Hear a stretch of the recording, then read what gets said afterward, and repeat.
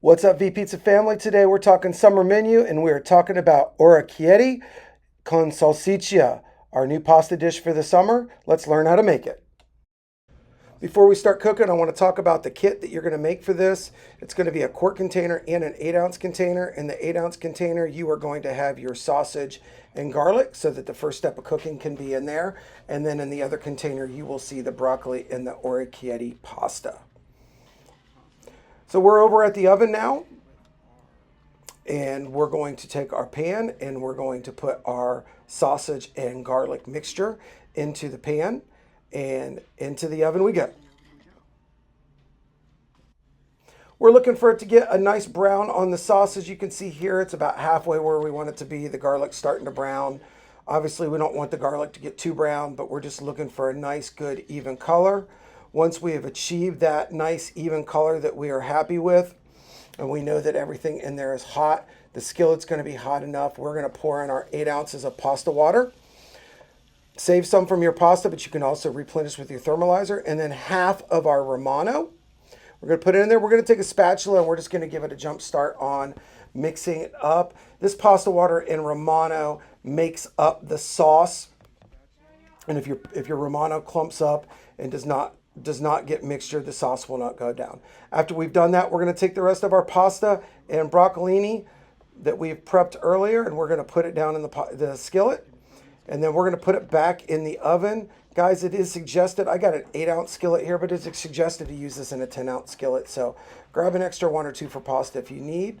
You're going to see we're going to pull it out a couple of times. We're just going to make sure we're stirring it.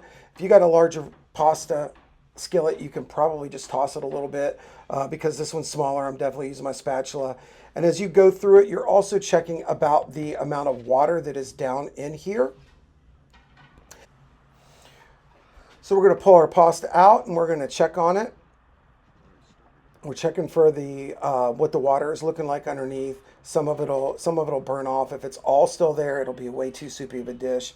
But you can see we've reduced some, and we can see that we're starting to get a nice creamy color to it. So we are going to add in the other half of our Romano. So that's 4 ounces total. And we're also going to give it a pinch of crushed red pepper. We're going to give it a good little toss or mix, and then back into the oven it will go.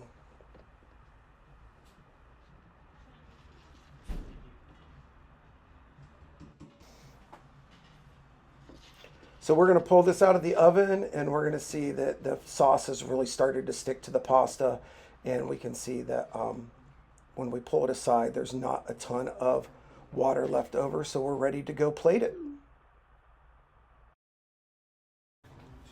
All right, team, we're going to take our large pasta bowl and our completed pasta dish, and we are just going to gently slide this into the pasta bowl.